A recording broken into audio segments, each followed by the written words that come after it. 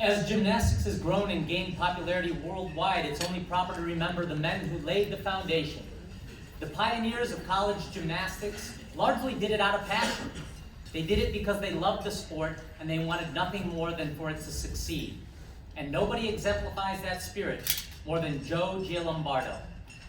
Born in Cleveland to Sicilian immigrants, Mr. Giallombardo endured hardship, losing his mother at a young age and spending time in an orphanage before emerging as a beacon of excellence. His journey to greatness began at Cleveland East Tech High, where he clinched the state tumbling championship 3 times. Later at the University of Illinois, he made history as the first gymnast to secure 7 college national championships, including the all-around in 1938.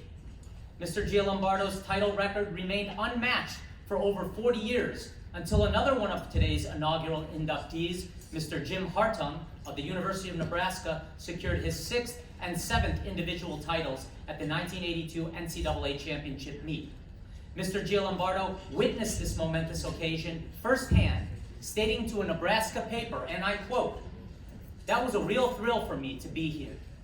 I have followed Hartung's career since he was in high school. He's been my idol. He is a great athlete." Post-retirement, Mr. Giallombardo continued to contribute to gymnastics, coaching and judging until 1975. His influence stretched beyond the gymnasium as he pursued his passion for singing and contributed to church choirs and barbershop choruses.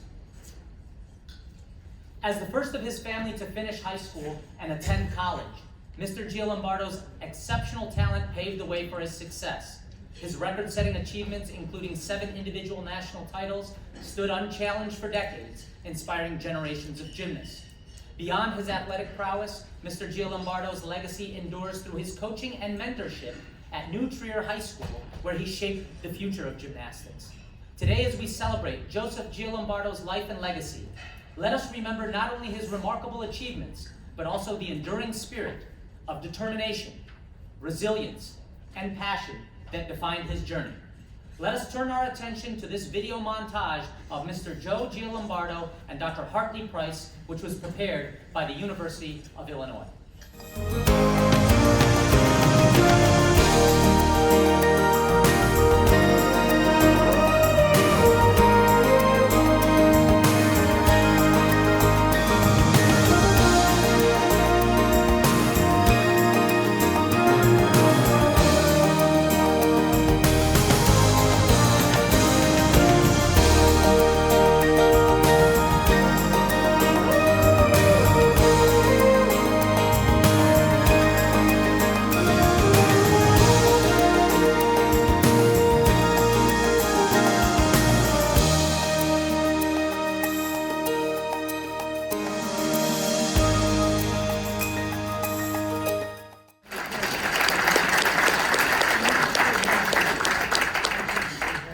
To accept Mr. Giallombardo's induction is Helen Giallombardo and Jay. Please welcome them to the podium.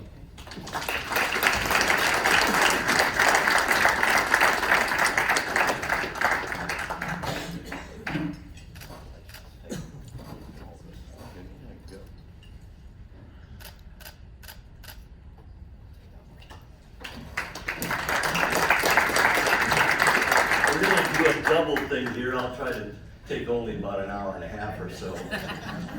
It's great, Dad, and it's going to be difficult. All right. You're good. I know. I'm working on it. No, I'm going to try to get through it. But it was great. What I remember is the names of so many individuals. Seeing Amy Grossfeld here today. I saw him when I was 6.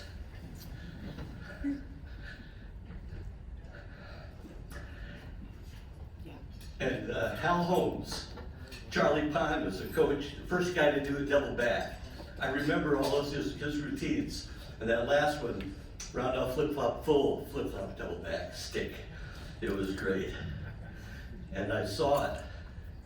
And it was, he Facebooked us on our way here and said, "Jay, you got a great memory." So that was the routine. He did 5 whipbacks.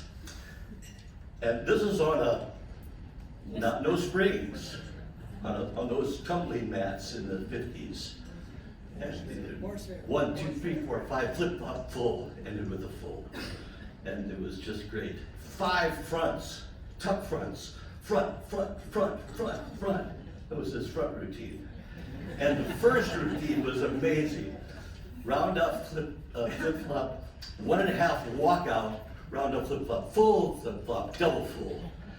Amazing routine, and he just won. My dad let me put the score down, and I was flashing with a chalkboard. Flip chart. Yeah, and he said, "What do you think?" And I said, "Well, 99.9.98." He said, "Write her down." So, A.B. Grosfeld, great to see him as a champion. We watched Hartung and McCulloch as they passed the championship and exceeded or tied the record, and we follow the sport to this day. How the hell we go?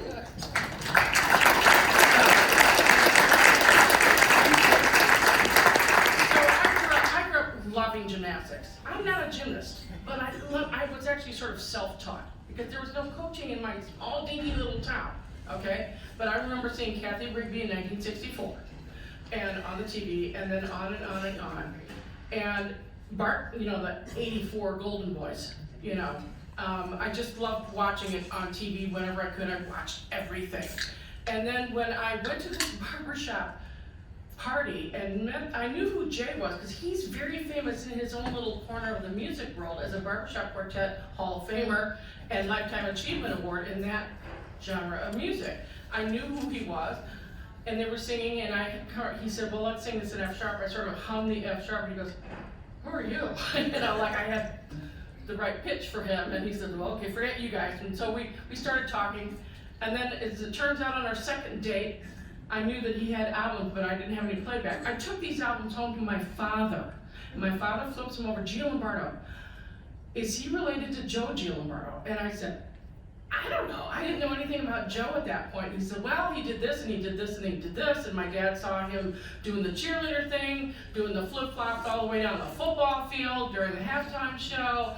I mean, and the other thing that I found out in kind of doing and preparing for all this was that Dr. Hartley Price put tumbling into cheerleading. Cheerleading was just rah-rah sideline stuff, but he's the one who introduced tumbling into the cheerleading thing, and Joe was a cheerleader for the U of I. So that was a part of the little tie-in with the family thing.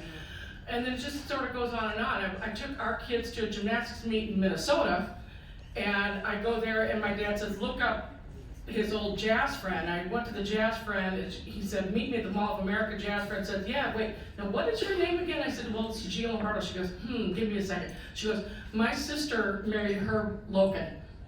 So it was a music thing. My dad's music thing was World War II, all the way back around to the gymnastics thing. It was crazy. You know, we just keep overlapping. But I will tell you that the Giallombardo, Joe and Edith, they were the greatest in-laws I could have ever had. They were stunning people. They stepped up. Every time I needed help getting our 3 kids to their 3 different practices, we had 3 kids practicing in this sport. If you have 1, you know what that means. 2, 3. Our girls ended up in rhythmic. It was all over the northern suburbs of Chicago for gymnastics practices. And we took, you know, I took them there, and if I couldn't get them there, Joe and Edith would. So they were that, you know, dedicated to making sure our kids never missed a practice, thanks to that help. The other thing about Joe and Edith that I remember very specifically had to do with the fact that Joe never missed one of his grandson's high school IHSA club, meets.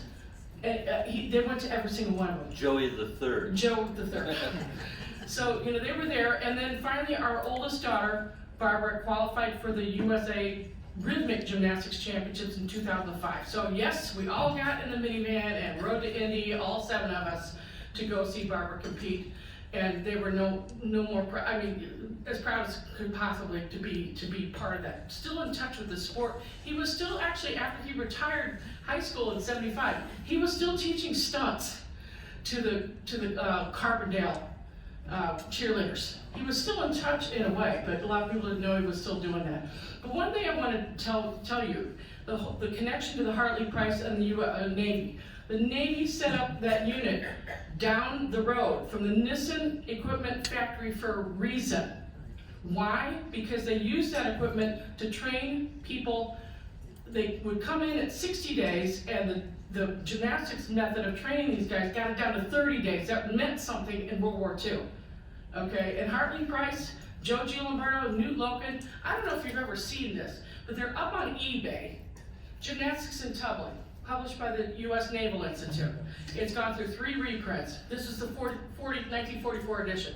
I want to read you this because I think it's truly telling about what gymnastics meant to our success during the war. The objectives of the Naval Aviation and Tumbling Program achieved through tumbling, vaulting, climbing, balancing apparatus are: number 1, to give training in the native sense of balance. Number 2, to equip the future pilot with strength and skill to extricate himself effectively from emergency situations requiring climbing, vaulting, tumbling, and balance. Number 3, to develop daring and courage. Number 4, to accustom the cadet to being upside down for extended periods. Number 5, to teach falling and landing without injury. Gymnastics, basic training. I can tell you the CrossFitters snatched this book up on eBay. They're up there and then they're gone because the CrossFitters believe this is the Bible. This is great stuff. If you've never seen it, get your hands on one, okay? But it's such a privilege. Daniel Rivera, when he called us, we were so honored to be asked to be here. We're glad we could get here. We now live in Jacksonville, Florida. But we're thrilled to be here and to see many of you again after having seen you at Gymnastics Nationals and other meets, NCAAs and so forth. So thank you very much, and we appreciate and very honored to be here. Thank you.